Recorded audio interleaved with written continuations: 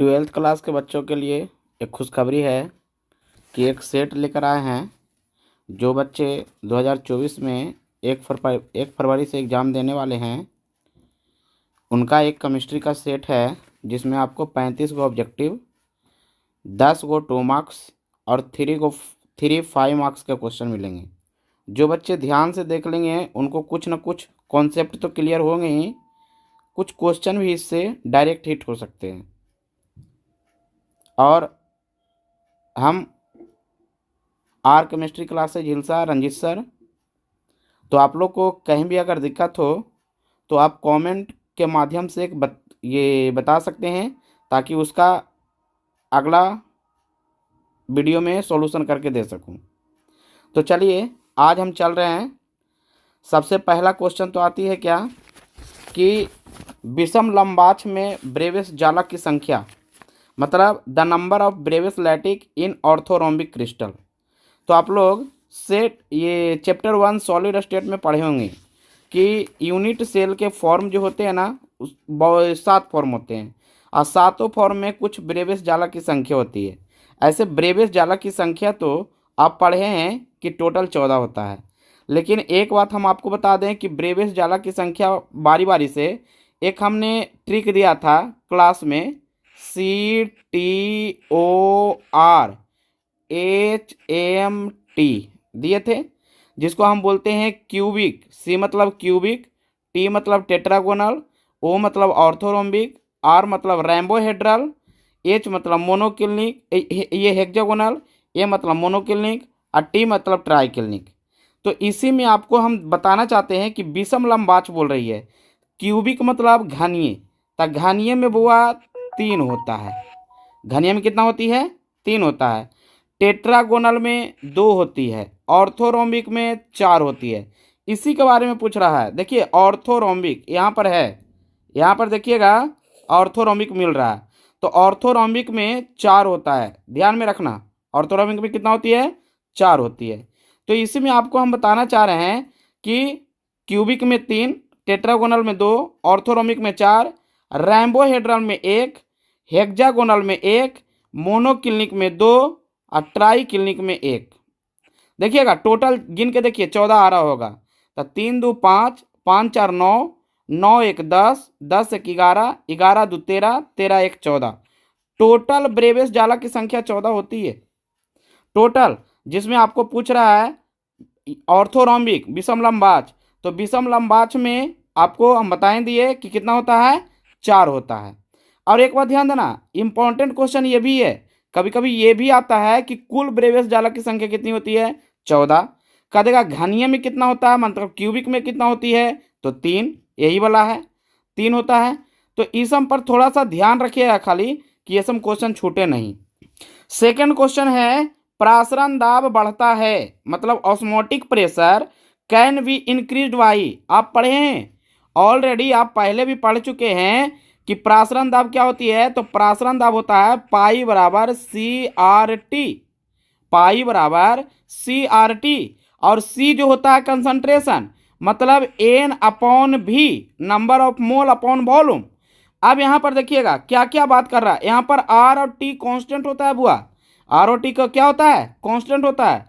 तो यहाँ पर देखिएगा प्रासरण दाब जो है, या तो नंबर ऑफ मोल बढ़ेंगे तो प्रासरण दाब बढ़ेगा, और नहीं तो फिर वॉल्यूम घटेंगे तो प्रासरण दाब बढ़ेगा। बताना, अगर वॉल्यूम बढ़ा तो प्रासरण दाब क्या होगा? घट जाएगा। यहाँ पर आ रहा है क्या? प्रासरण दाब पाई इनवर्सली प्रोपोर्शनल आ रहा है V का। तो हम यहाँ पर बात कर रहे हैं ना कि देखिएगा तापमान बढ़ने पर, तापमान यहाँ पर कांस्टेंट है, तापमान को नहीं लेना है। तापमान चाहे बढ़े चाहे घटे उससे मतलब नहीं है। आयतन बढ़ने पर, आयतन बढ़ेगा प्रासरण दाब घटेगा। अभी बोले हैं तो डी ऑप्शन में है, आयतन घटने पर, आयतन घटेगी तो प्रासरण दाब बढ़ेगा। तो यहाँ पर ध्यान देना, आंसर कौन हो जाएगा? डी। यहाँ पर ध्यान दीजिएगा, आंसर डी। थर्ड क्वेश्चन है, निम्नलिखित में हाइड्रोजन ऑक्सीजन से किस प्रकार का सेल है? करा ना, निम्नलिखित में हाइड्रोजन ऑक्सीजन किस प्रकार का सेल है? तो आप पढ़े हैं कि सेल 3 होते हैं। एक होता है प्राथमिक सेल, एक होता है द्वितीयक सेल, और एक होता है ईंधन सेल। तो ईंधन सेल है हाइड्रोजन ऑक्सीजन का जो सेल होता है ना, वो ईंधन सेल होता है। कौन सेल होता है? ईंधन सेल होता है। तो आंसर हो जाएगा कौन? ईंधन सेल, सी हो जाएगा, जिसको आप लोग अंग्रेजी में फ्यूल सेल भी बोलते हैं। कौन सेल बोलते हैं? Fuel cell. क्वेश्चन नंबर 4 बोल रहा है द्वितीय कोटि अभिक्रिया दर स्थिरांक की इकाई है। बताइए, ये भी तो आसान क्वेश्चन है। ये क्वेश्चन क्या है आपको हम बताए थे, आर बराबर, देखिएगा द्वितीय कोटि में क्या होती है बुआ, आर समानुपाती कंसंट्रेशन ऑफ ए का स्क्वायर। क्या पढ़े हैं कि नहीं पढ़े हैं? आर समानुपाती कंसंट्रेशन ऑफ ए का स्क्वायर। अब ए का स्क्वायर होता है, तो इसको कैसे करेंगे हम, ध्यान देना। इसको करेंगे क्या कि आर का, यहां देखो आर बराबर के इंटू कंसंट्रेशन ऑफ ए का स्क्वायर, क्या होगा कि नहीं होगा। अब इसको हम यहां क्या करेंगे, आर जो होता है, के जो होगा, यहां पर देखो, यहां पर ध्यान दीजिएगा थोड़ा सा, यहां पर जो के होगा, के बराबर क्या होगा, आर बटा कंसंट्रेशन ऑफ ए का स्क्वायर। अब हमको निकालना है के का यूनिट, तो के का यूनिट कैसे निकलेगा, आर का यूनिट तो होता है बुआ, आपको पता है क्या होता है, मोल पर लीटर पर सेकेंड, याद आ रहा होगा। अब बताना, और यहाँ पर ए स्क्वायर कंसंट्रेशन का जो यूनिट होती है मोल पर लीटर का जो स्क्वायर हो जाएगा। अब बताइएगा, लीटर जो नीचे है उसको ऊपर कर देते हैं, तो हो जाएगा लीटर स्क्वायर अब बटा मोल का स्क्वायर। क्या आपको दिक्कत है? तो यहाँ स्क्वायर से मोल खत्म, मतलब मोल से मोल खत्म, यहाँ लीटर से लीटर खत्म, बच गया क्या बताइएगा, यहाँ पर आपको बच गया है लीटर पर सेकेंड पर मोल। देख लो यहाँ पे लीटर पर सेकेंड पर मोल। अब यहाँ पर आओ, इसको देखो थोड़ा सा, आ गया था लीटर, क्या आया था, लीटर पर मोल पर सेकेंड। ऑप्शन ढूंढिए इसमें कौन है। तो इसमें अगर ऑप्शन हम ढूंढते हैं तो देखो, तो पहला है मोल पर डेसीमीटर क्यू, अब पर सेकेंड है, तो यहां पर मोल नहीं आया, पहला कैंसिल हो गया, दूसरा में पर सेकेंड कैंसिल हो गया, तीसरा में देखते हैं पर मोल पर सेकेंड तो है लेकिन डेसीमीटर क्यू है। तो ऑलरेडी आप लोग तो पहले पढ़ ही चुके हैं, क्या पढ़े हैं कि 1 लीटर बराबर जो होती है 1 डेसीमीटर क्यू होता है, 1 डेसीमीटर क्यू होता है। तो लीटर के जगह पर हम रख देंगे डेसीमीटर क्यू, तो क्या होगा डेसीमीटर क्यू पर मोल पर सेकेंड। क्या आपको दिक्कत है? तो आंसर कौन हो जाएगा जी, थर्ड हो जाएगा सी। क्वेश्चन नंबर 5 करा ना, निम्नलिखित में लायोफिलिक कोलाइड कौन है। अब यहां पर देखिएगा 2 वर्ड आता है, एक आता है लायोफिलिक, एक आता है लायोफोबिक। तो यहां पर लायोफिलिक का बात कर रहा है, लायोफिलिक होता है गोंद, कौन होता है, गोंद, जिसको आप लोग गम भी कहते हैं। तो लायोफिलिक यहां पर कौन हो जाएगा, गम हो जाएगा। नेक्स्ट में बात करते हैं नेक्स्ट क्वेश्चन का। तो नेक्स्ट क्वेश्चन है क्वेश्चन नंबर 6, बॉक्साइड में कौन अशुद्धि होती है। तो बॉक्साइड में सिलिका होता है, कौन होता है, silica, SiO2। Number 7, question number 7 कहता है कि मेटाफॉस्फोरिक अम्ल निम्नलिखित में से कौन है। तो मेटाफॉस्फोरिक अम्ल का फॉर्मूला जो होता है वो याद करिएगा, HPO3 होती है या होल 3 होता है। तो अगर HPO3 है तब भी आंसर सही होगा, और नहीं तो फिर इसको तोड़िएगा, आ जाएगा H3P3O9। बताइए इसमें कोई है, नहीं ना है, तो नहीं है, तो आंसर कोई नहीं होगा बुआ, एकदम ध्यान में रखिएगा। हम बोल रहे हैं मेटाफॉस्फोरिक अम्ल का निम्नलिखित में कौन है, तो इसमें से मेटाफॉस्फोरिक अम्ल कोई नहीं है। चलिए कोई दिक्कत नहीं है। अब क्वेश्चन नंबर 8 है, देखिएगा, करा निम्नलिखित में किसका द्विध्रुव आघूर्ण शून्य होता है। तो यहां पर देखिएगा नाइट्रोजन NF3 पर, माने अगर F का तीनों बॉन्ड बनाते हैं तो ये भी हो सकता था, लेकिन नाइट्रोजन पर एगो लोन पेयर होता है, तो जिस पे लोन पेयर होगा उसका डायपोल मोमेंट कभी भी जीरो नहीं होगा। तो यहाँ पर BF3 आंसर होगी। कौन आंसर होगा? BF3। BF3 इस चलते होगा कि ये देखिएगा, इसका अगर हाइब्रिडाइजेशन निकालते हैं तो सिमेट्रिकल आता है ट्रायंगुलर। ट्रायंगुलर मतलब प्लेनर। तो जो एक प्लेन में होगा उसका डायपोल मोमेंट हमेशा शून्य होती है बुआ, ये ध्यान में रखिएगा। चलिए क्वेश्चन नंबर 9 में है, ये भी बहुत इजी क्वेश्चन है। बताइएगा, कह रहा है ना Ag+ आयन का आइसो इलेक्ट्रॉनिक्स है। आइसो इलेक्ट्रॉनिक्स किसको कहते थे? आपको पता होना चाहिए कि आइसो इलेक्ट्रॉनिक्स किसको कहते थे। तो आइसो इलेक्ट्रॉनिक्स कहते थे किसको? याद है कि एलिमेंट में इलेक्ट्रॉनों की संख्या सेम हो, चाहे तो वह एलिमेंट हो, चाहे तो वह आयन हो, चाहे तो वह स्पीसीज हो, चाहे तो वह मॉलिक्यूल्स हो, चाहे तो वह कोई कंपाउंड हो। तो ऐसे में जिसमें इलेक्ट्रॉनों की संख्या सेम हो जाए उसी को कहा जाता है आइसो इलेक्ट्रॉनिक्स। तो यहाँ पर Ag+ की बात करते हैं बुआ, Ag+ की बात करते हैं। तो Ag+ में ध्यान देना, Ag सिल्वर का होता है 47, 47 में 1 घटा दिए, कितना आ गया? 46। कोई दिक्कत नहीं है। अब 46 इसमें क्या है हम देखेंगे। कॉपर का होता है 29, 29 में 1 घटाएंगे 28 होगा। कॉपर का कितना होता है? 29 होता है, 29 में 1 घटा दिए, कितना हो गया? 28 हो गया। तो कॉपर तो होगा नहीं। चलिए कैडमियम, कैडमियम का 48 होता है, 48 में 2 घटाएंगे बुआ, 48 में अगर 2 घटाएंगे तो कितना आएगा बताना तुम ही। 48 में अगर 2 घटा दिए तो आ गया 46। कितना आ गया? 46, और ऊपर भी 46। इसका मतलब आंसर कौन आ जाएगा? Cd2+ आ जाएगा। क्या आपको दिक्कत है इसमें? नहीं है। Question number 10। चलिए क्वेश्चन नंबर 10 भी जो है ना बहुत इंपॉर्टेंट क्वेश्चन है। तो क्वेश्चन नंबर 10 की चर्चा कर रहे हैं, इसमें थोड़ा सा ध्यान दीजिएगा। अब बहुत आसान क्वेश्चन है, आप भी इसको बना सकते हैं। इसमें एक फार्मूला खाली याद रखना है। फार्मूला है क्या कि COEn के होल टू Cl2 के पावर प्लस है। आयन में कोबाल्ट का प्रभावी परमाणु क्रमांक होगा, इफेक्टिव एटॉमिक नंबर। तो आप क्वेश्चन में पढ़े थे, याद करिए। तो क्वेश्चन क्या पढ़े थे? जो क्वेश्चन आप पढ़े थे याद करिएगा। क्वेश्चन क्या पढ़े थे कि इफेक्टिव EAN, जिसको हम कहते थे effective atomic number, atomic number minus oxidation number plus 2 × coordination number. याद करिएगा, ये आपको पढ़ा था, मिला था कोऑर्डिनेशन कंपाउंड चैप्टर में। कौन चैप्टर में? कोऑर्डिनेशन कंपाउंड में। कोऑर्डिनेशन कंपाउंड में मिला था effective atomic number, effective atomic number equal to atomic number मतलब परमाणु संख्या माइनस ऑक्सीडेशन नंबर मतलब ऑक्सीकरण संख्या प्लस 2 × कोऑर्डिनेशन नंबर मतलब 2 गुना उप सहसंयोजन संख्या। तो देखिए यहाँ पर थोड़ा सा आप भी देख सकते हैं, बहुत आसान है। सबसे पहले चलते हैं कोबाल्ट। तो कोबाल्ट का परमाणु संख्या कितना है? कोबाल्ट का परमाणु संख्या 27 है। कितना है? 27। अब यहाँ पर देखना, अब हमको निकालना है ऑक्सीडेशन नंबर।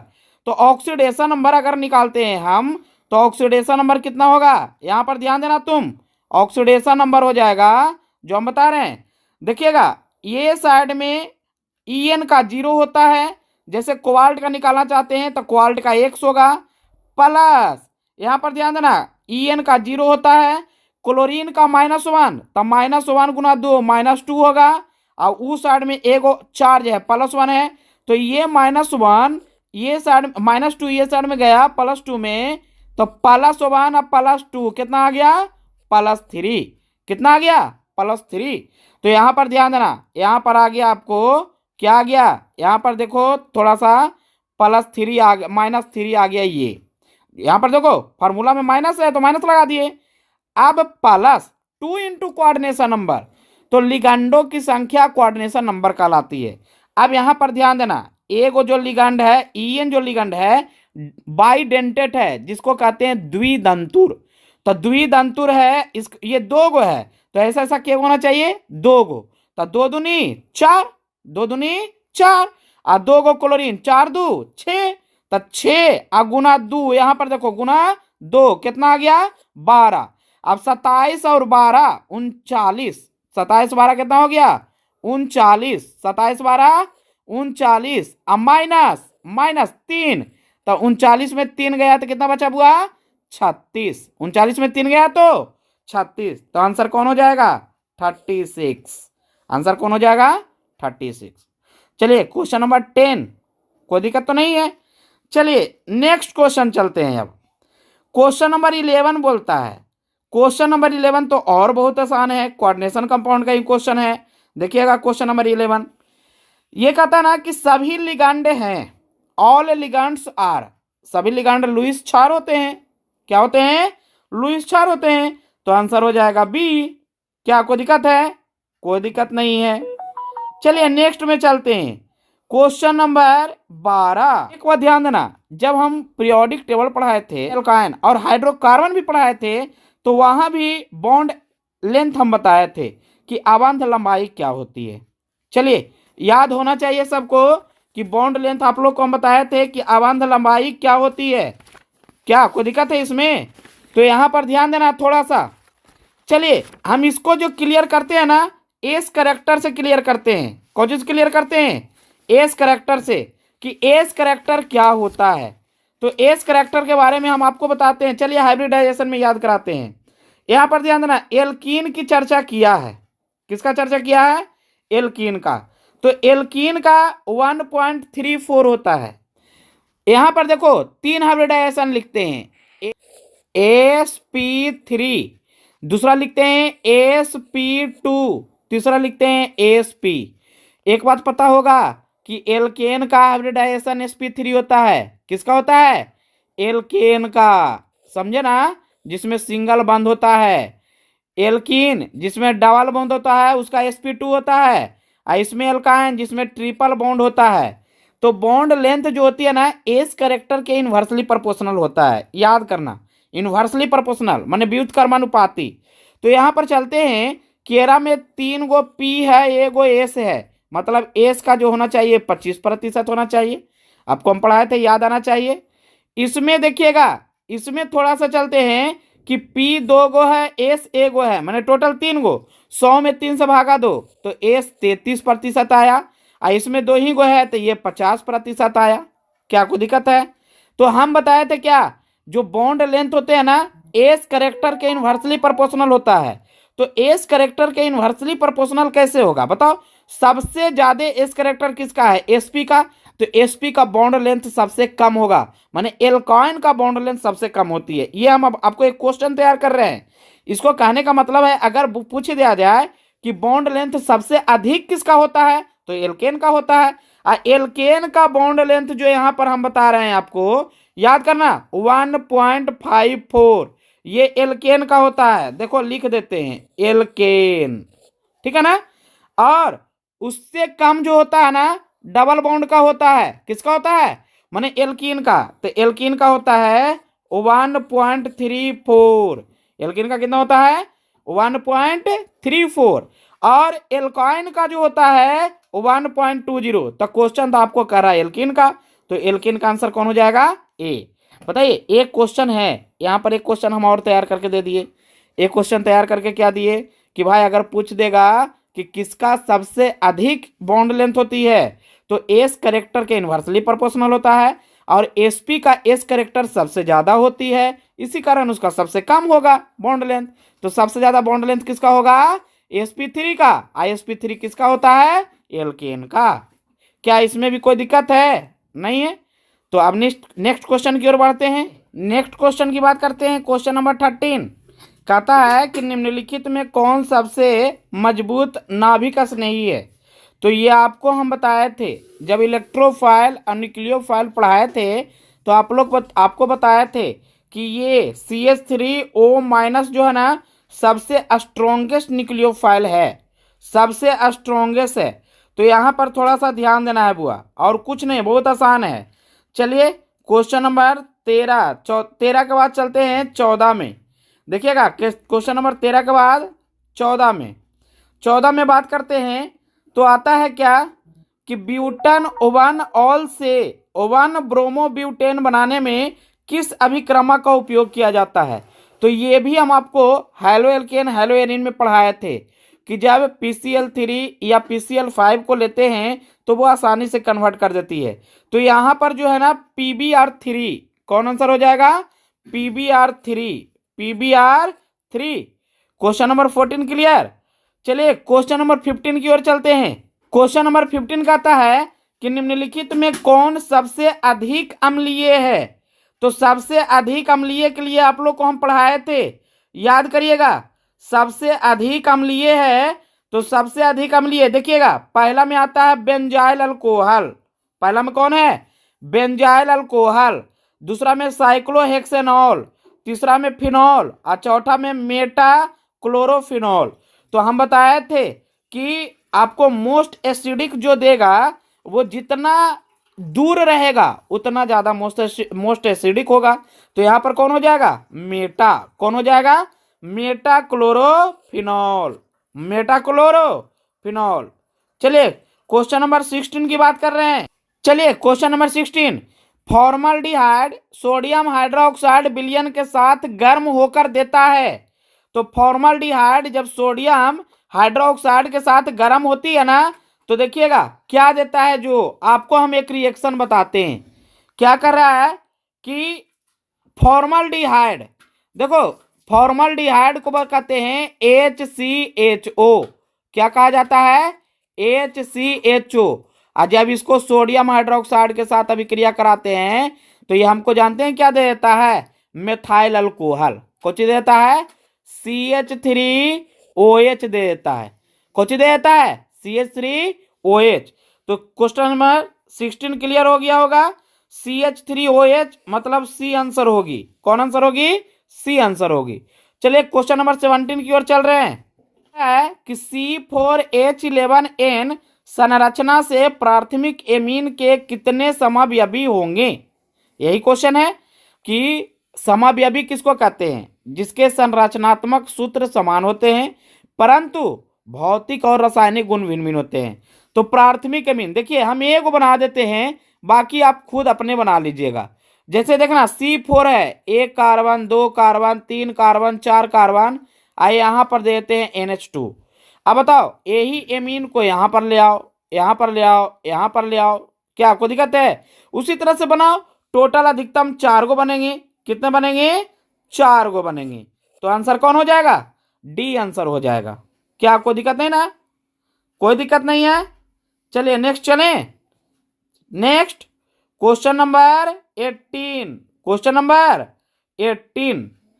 चलिए क्वेश्चन नंबर 18 में आते हैं। तो क्वेश्चन नंबर 18 कहता है क्या? ये तो और इजी क्वेश्चन है।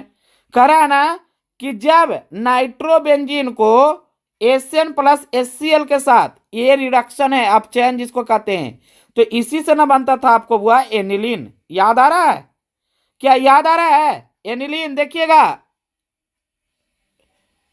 थोड़ा ध्यान दीजिएगा। जब हम बोले थे क्या नाइट्रोबेंजीन को, नाइट्रोबेंजीन देखो ऐसे होता है,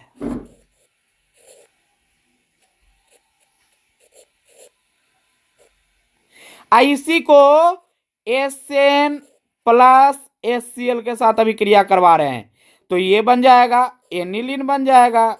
एनिलीन ऐसा होता है, यहां पर NH2 हो जाएगा। क्या कोई दिक्कत है? नहीं ना है? तो यही आंसर होगा। चलिए 18 का आंसर कौन हो जाएगा? तो C6H5NH2 आंसर कौन हो जाएगा? C6H5NH2 मतलब आंसर जो आएगा वो बी आएगा। कौन आएगा? बी आएगा। आंसर कौन आएगा? बी। चलिए क्वेश्चन नंबर 19 की चर्चा कर रहे हैं। क्वेश्चन नंबर 19 कह रहा है कि आइसोप्रोपीन निम्नलिखित में किसका मोनोमर है? तो आइसोप्रोपीन निम्नलिखित में नेचुरल रबर का होता है। प्राकृतिक रबर का मोनोमर जिसको आप लोग बोलते हैं एकलक, वही होता है। चलिए क्वेश्चन नंबर 20 की बात कर रहे हैं। क्वेश्चन नंबर 20, क्वेश्चन नंबर 20 कहता है कि CF2 डबल बॉन्ड CF2 निम्नलिखित में किसकी एकलक है? तो CF2 double bond CF2 Teflon का। किसका है? टेफ्लॉन का। क्या? क्वेश्चन नंबर 21 है, ग्लूकोज के वलय संरचना में कायरल कार्बन की संख्या है। तो ग्लूकोज में 4 होता है। ग्लूकोज में कितना होती है? 4 होता है। देखिएगा ग्लूकोज में 4 कैसे होता है ये भी हम बता रहे हैं बुआ। ग्लूकोज में फंक्शनल ग्रुप एल्डिहाइड होते हैं और फ्रुक्टोज में फंक्शनल ग्रुप कीटोन होते हैं। याद है ना? चलो देखो तो structure, carbon carbon carbon carbon carbon, के गो हुआ? 5 गो 6 गो एल्डिहाइड CHO, और नीचे जो होता था CH2OH, बाकी यहीं पर OH, तो H यहाँ पर H OH इस तरह का होता था। तो बताया कायरल कार्बन क्या होता? कायरल कार्बन वो कार्बन के कहते हैं जिसमें कार्बन की चारों वैलेंसी भिन्न भिन्न होती है। क्या होती है? भिन्न भिन्न होती है। तो एक ये भिन्न भिन्न था, ये था, ये था और ये था। तो बताना कायरल कार्बन के गो आ गया? 4 गो। ग्लूकोज में 4 गो और फ्रुक्टोज में 3 गो। फ्रुक्टोज में क्या होता है ना कि कीटोन होता है फंक्शनल ग्रुप। तो कीटोन कभी पहला कार्बन पर तो रह नहीं सकता है, जब भी रहेगा कौन रहेगा? दूसरा कार्बन पर रहेगा। तो इसमें थोड़ा सा ध्यान देना है।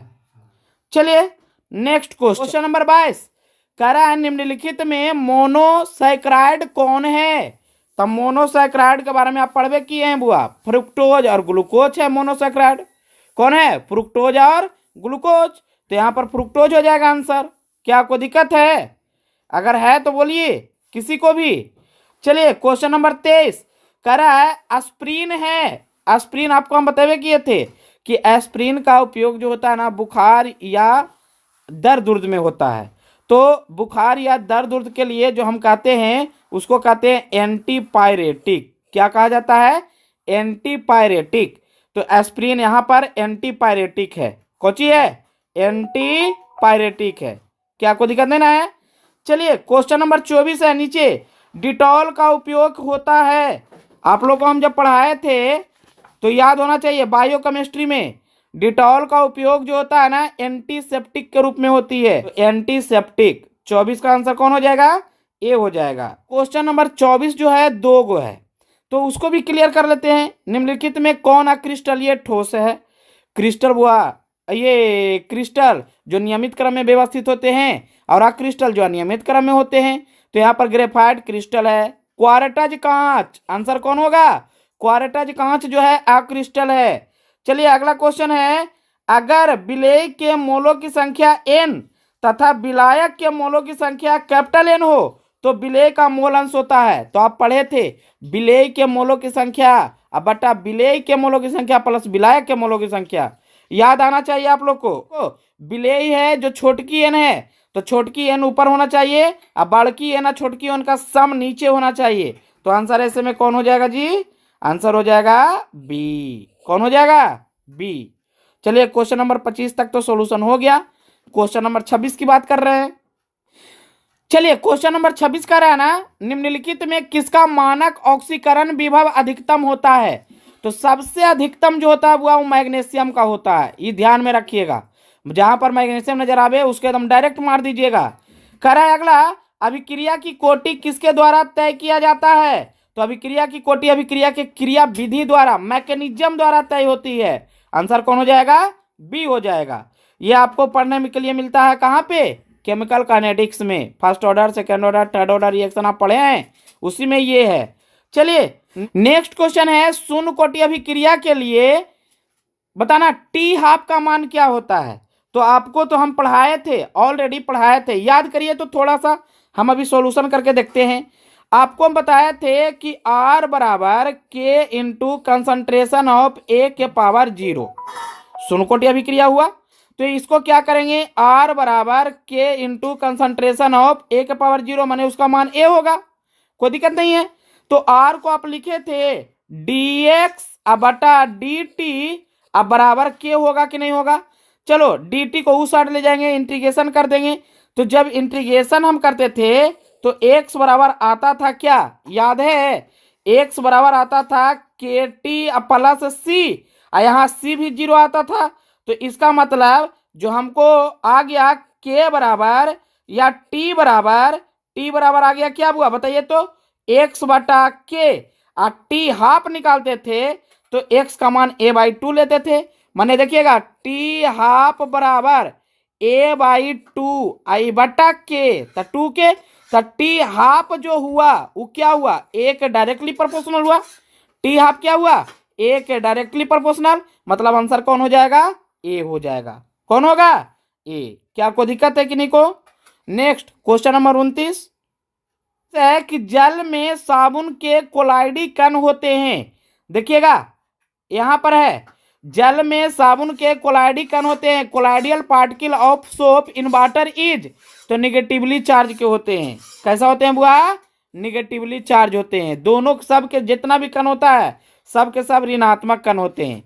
क्वेश्चन नंबर 29, निम्नलिखित में कौन ऑक्साइड बातिया भट्टी में अपचयित होती है। आपको तो पता ही है कि बातिया भट्टी में हमेशा आयरन का निष्कर्षण होता था, तो आयरन का ऑक्साइड होगा। आंसर कौन हो जाएगा, ए हो जाएगा। चलिए क्वेश्चन नंबर 30 की बात करते हैं। निम्नलिखित में किसका आयनन विभव सबसे अधिक होता है। ये क्वेश्चन पहले भी रिपीट हुआ है, तो पहले रिपीट हुआ था, इसका भी आंसर कौन हो जाएगा, मैग्नीशियम हो जाएगा। क्या कोई दिक्कत है। क्वेश्चन नंबर 31 की बात करते हैं। क्वेश्चन नंबर 31 में है कि PCl5 है, तो PCl5 एक प्रकार का ऑक्सीकारक है, ऑक्सीडाइजिंग एजेंट है PCl5। चलिए नेक्स्ट है, निम्नलिखित में कौन गर्म NaOH में घुल जाता है। तो ध्यान देना बुआ, जिंक एक ऐसा है ना जो हॉट NaOH में आसानी से घुल जाता है। कौन घुल जाता है, जिंक। कौन घुल जाता है, जिंक। चलिए क्वेश्चन नंबर 33, क्वेश्चन नंबर 33 की बात कर रहे हैं। 34, क्वेश्चन नंबर 34 है कि K4NiCN के होल फॉर्म में उप सह संयोजन यौगिक में निकेल की ऑक्सीकरण अवस्था क्या होती है। निकेल की ऑक्सीकरण अवस्था आपको पता है। देखो पोटासियम यहां पर है, कौन है, पोटासियम है, तो पोटासियम का +1 होता है, 4 पोटासियम है तो +4 हुआ। यहां निकेल को X मानेंगे और यहां पर साइनाइड का -1 तो -4 हुआ, तो -4 और +4 कैंसिल, ऊपर जाके 0। आंसर कौन आ जाएगा, 0। क्या कोई दिक्कत है। चलो देखो हम सॉल्यूशन करके दिखाते हैं। +1 गुना 4 +x -1 गुना 4 अब बराबर 0, तो ई 4 से ई 4 कैंसिल, x और क्या आ गया, 0 आ गया। चलिए क्वेश्चन नंबर 34 कि निम्नलिखित में कौन एल्कोहलिक KOH के साथ गर्म होकर एथिल ब्रोमाइड देता है। तो आंसर में है एसिटिलीन। कौन है, एसिटिलीन। चलिए नेक्स्ट में है, निम्नलिखित में कौन अल्कोहल सांद्र सल्फ्यूरिक अम्ल द्वारा निर्जलित होकर 2-ब्यूटीन देता है। तो 2-ब्यूटीन कौन देगा, जिसमें 2 पर अल्कोहल होगा। तो बताना, butan two ol, butan two ol. तो आपको क्लियर होगा 35 क्वेश्चन। क्या 35 क्वेश्चन में कहीं कोई क्वेश्चन में अगर डाउट रहे तो आप लोग एकदम डायरेक्ट कमेंट में लिखिएगा, उसको फिर से नेक्स्ट वीडियो में नेक्स्ट सेट का जब सॉल्यूशन करेंगे तो हम उसमें भेजेंगे आप लोग को। और अगर वीडियो अच्छा लगेगा तो आप सब्सक्राइब और लाइक कर दीजिएगा, 12th क्लास के लड़कों के पास पहुंचा दीजिएगा ताकि उनको भी डायरेक्ट हिट करे बोर्ड में। चलिए अब 2 मार्क्स वाले क्वेश्चन को कुछ कुछ देख लेते हैं और आप लोग को हिंट देते हैं कि उसको कहां पर देखना है आपको। चलिए 2 मार्क्स का क्वेश्चन आ गया। कह रहा ना कि H2S एक अपचायक है, लेकिन SO2 अपचायक और ऑक्सीकारक दोनों है, क्यों। ये तो आप बता ही सकते हैं, नहीं बता सकते हैं। अच्छा एक बात समझना, हम यहां पर देखते हैं सॉल्यूशन करके, थोड़ा सा ज्यादा नहीं है, एकदम आसान। H2S क्या है, तो H2S में सल्फर का ऑक्सीडेशन नंबर -2, सल्फर का ऑक्सीडेशन नंबर कितना होगा, -2। क्या कोई दिक्कत है, कितना आ गया, -2। और SO2 में सल्फर का ऑक्सीडेशन नंबर कितना आ गया, +4। तो एक बात बताओ, -2 है, इसका मतलब इलेक्ट्रॉनों को कौन करेगा, इलेक्ट्रॉनों को त्याग कर ये क्या करना चाहेगा बुआ, प्लस में बनना चाहेगा। तो इसी का इलेक्ट्रॉन को जब त्यागता है ना तो वो अपचायक का कार्य करता है। समझ में आ रहा है ना, इलेक्ट्रॉनों को त्यागने वाला कुछ होता है, अपचायक का कार्य करता है। तो यहाँ पर देखिएगा ये ऑलरेडी H2S अपचायक का कार्य कर रहा है, जबकि SO2 कौन सी है, ऑक्सीकारक अपचायक, दोनों का कार्य कर रहा है। क्योंकि चलिए अब क्वेश्चन नंबर 2 कह रहा है ना कि जब एसिटिलीन को गर्म कॉपर से प्रवाहित करवाते हैं, एसिटिलीन को क्या करवाते हैं, गर्म गर्म कॉपर से प्रवाहित करवाते हैं। तो हमको क्या प्राप्त होता है, तो आपको ऑलरेडी तो हम पहले पढ़ा चुके हैं। पहले क्या पढ़ाए हैं देखिएगा थोड़ा सा। एसिटिलीन, एसिटिलीन होती है CH ट्रिपल बॉन्ड CH, और जब इसको गर्म कॉपर के साथ करवाइएगा ना जी, तो आपको ये जाके बेंजीन बन जाएगा। क्या बन जाएगा, बेंजीन बन जाएगा। क्या कोई दिक्कत है, तो यही आपका समीकरण हुआ। ये डायरेक्ट समीकरण दे दीजिएगा, गर्म कॉपर है, यही समीकरण दे दीजिएगा, आंसर हो जाएगा। चलिए नेक्स्ट क्वेश्चन, नेक्स्ट क्वेश्चन क्या कहता है, याद करिए। नेक्स्ट क्वेश्चन कहता है कि हॉफमैन ब्रोमाइड अभिक्रिया क्या है, समीकरण दें। बताइए, क्या नहीं पढ़ाए थे, हम पढ़ाए हैं कि जब एमाइड को ब्रोमीन के साथ जल के उपस्थिति में गर्म किया जाता है तो आपको एमीन का फॉर्मेशन होता था, याद है। देखिए एमाइड को, यही है RCONH2, इसको अभिक्रिया करवा रहे हैं Br2 के साथ, कौची जल के उपस्थिति में गर्म कर रहे हैं, तो ये जाके बन जाता था RnH2। क्या कोई दिक्कत है, इसी को कहा जाता था हॉफमैन ब्रोमाइड अभिक्रिया। क्या कहा जाता था, हॉफमैन ब्रोमाइड अभिक्रिया। चलिए कोई दिक्कत नहीं ना, नेक्स्ट चले। लिथियम BCC संरचना में क्रिस्टलीकृत है, तो लिथियम का परमाणविक त्रिज्या को ज्ञात करें यदि किनारे की लंबाई रूट है ये 351 pm है। बताओ, इससे आज आसान क्वेश्चन हो सकता है। चलिए BCC में R बराबर क्या होता था, A√3/4, A का मान दे दिया आपको बुआ 351√3/4। हल कर दीजिएगा, जो आंसर आ जाएगा वही आंसर हो जाएगा। क्या आसान है कि नहीं है। तो आपको एक बार फिर से हम याद कराना चाहते हैं कि आपको 3 गो है जो आपको यूनिट सेल पढ़ना है, 3 गो है। पहला है ACC में R बराबर होती है, देखिए हम लिख देते हैं, ACC में R बराबर होती है A/2। FCC में R बराबर जो होता है वो होता है A/2√2, और BCC में जो R बराबर होता है वो A√3/4 होती है बुआ। याद कर लीजिए इसको। इसी पे आपको एक क्वेश्चन रहेगा सॉलिड स्टेट का, इसलिए इसको क्लियर कर लीजिएगा।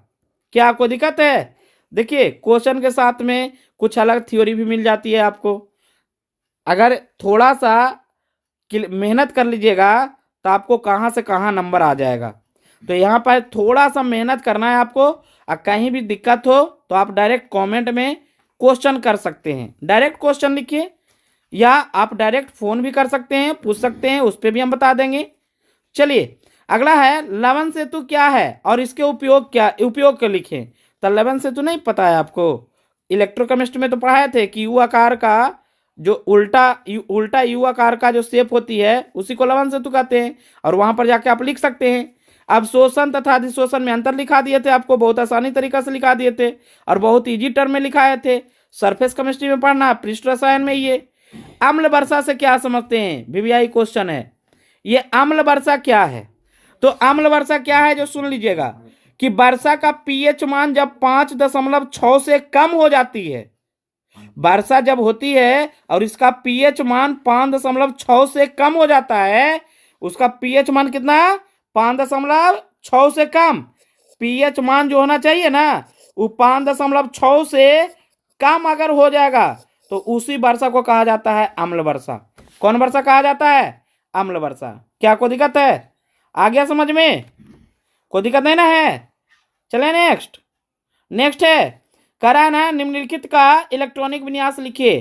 तो Cu+ का या Fe2+ का नहीं लिखिएगा, Cu+ का देखिए हम एक लिख के दिखा देते हैं।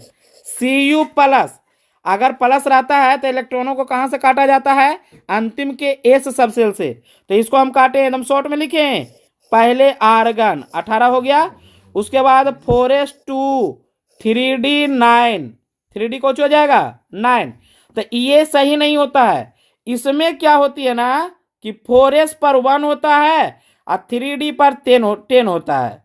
4s पर कितना होता है 1 और 3d पर कितना होता है 10। ये हो गया कॉपर का, और अंतिम में से एक इलेक्ट्रॉन को काटना था, तो एक इलेक्ट्रॉन को काट लेंगे, यही कट जाएगा। तो जब कट गया तो कुछ हो गया 4s पर 0 और 3d पर कितना हो गया 10। ये हो गया cu प्लस का। उसी तरह Fe2 प्लस का चलेंगे तो Fe2 प्लस का चलेंगे तो इस पे 0 होगा और 3d पर 6 हो जाएगा। क्या कोई दिक्कत है? कोई दिक्कत नहीं है। नेक्स्ट क्वेश्चन है एंजाइम क्या है। तो एंजाइम के बारे में भी हम लिखा दिए हैं, यहाँ पर उतना बताएंगे क्या, वहां पर से लिख लीजिएगा। ये एंजाइम जो है आपको बायोकेमिस्ट्री में मिलेगा। निम्नलिखित में है कि अगला क्वेश्चन है कि निम्नलिखित बहुलक के एकलक को लिखे। जैसे टेफ्लॉन, तो टेफ्लॉन का एकलक क्या होता है ये आपको पता होना चाहिए। तो टेफ्लॉन का एकलक होता है बुआ ये टेट्राफ्लोरोएथिलीन, समझे ना, टेट्राफ्लोरोएथिलीन। और डेक्रोन का क्या होता है? तो डेक्रोन का होता है एथिलीन ग्लाइकोल एंड टेरेफथैलिक अम्ल। एथिलीन ग्लाइकोल और टेरेफथैलिक अम्ल जो होते हैं डेक्रोन का मोनोमर होते हैं, माने एकलक होता है। तो इसी तरह से अब दीर्घ उतरीय की बात करेंगे। किसका बात करेंगे? दीर्घ उतरीय। चलिए देख लेते हैं। दीर्घ उतरीय भी बहुत आसान क्वेश्चन है। एल्युमिनियम के महत्वपूर्ण अयस्क का नाम लिखें तथा बॉक्साइड अयस्क के द्वारा एल्युमिनियम के निष्कर्षण की व्याख्या करें। बताइए, एल्युमिनियम के महत्वपूर्ण अयस्क का नाम नहीं जानते हैं? Bauxite Al2O3। क्या कोई दिक्कत है? और भी लिख सकते हैं, और उसका जो निष्कर्षण हम लिखा है वो लिख लीजिएगा। दूसरा है न्यूक्लिक अम्ल क्या है तथा इसके संगठन को लिखें। तो न्यूक्लिक अम्ल के बारे में भी लिखा है बायोकेमिस्ट्री में, याद कर लीजिएगा जाके। उसी में है साबुन तथा डिटर्जेंट के सफाई की क्रिया की व्याख्या करें। सफाई कैसे होता था इसके बारे में भी हम लिखा है आप लोग को इलेक्ट्रोकेमिस्ट्री में ही, उसको भी जाके लिख लीजिएगा। नेक्स्ट क्वेश्चन है हैबर विधि के द्वारा अमोनिया का निर्माण। तो हैबर विधि के द्वारा अमोनिया का निर्माण पी ब्लॉक में पढ़ाए थे आप लोग को कि जब हाइड्रोजन गैस को नाइट्रोजन गैस के साथ ये अभिक्रिया करवाया जाता था, किसके उपस्थिति में? लोहा के उपस्थिति में, तो आपको क्या बनता था? अमोनिया बनता था। तो ये खाली इतना लिखे से नहीं होगा, उसका गुण भी लिखना है, सब चीज लिखना है, उसका फिगर बनाना है, तब आपको 5 मार्क्स मिलेंगे। चलिए नेक्स्ट क्वेश्चन है। इसी में नेक्स्ट क्वेश्चन है कि निम्नलिखित विधि को लिखे। वाष्प अवस्था परिष्करण और मंडल परिष्करण। आप तो पढ़वे किए हैं। वाष्प अवस्था क्या पढ़े थे? आप पढ़े थे तत्वों के निष्कर्षण के सिद्धांत एवं प्रक्रम में, शुद्धिकरण में जाके इसको देख लीजिएगा। तो वाष्प अवस्था परिष्करण और मंडल परिष्करण मिल जाएगा, समझे ना। तो चलिए आज एक सेट को तो हम क्लियर कर दिए। कहीं पर अगर कोई दिक्कत होती है तो आप डायरेक्ट यूट्यूब पे कमेंट में जाके क्लियर कर दीजिएगा, माने लिख दीजिएगा, उसको हम और क्लियर करके भेज देंगे। और ऐसा आपको 4-5 सेट हम क्लियर करवा देंगे। आप लोग खाली ध्यान से देखिए, इसको पढ़िए और एग्जाम में बहुत अच्छी तरह से लिखिएगा।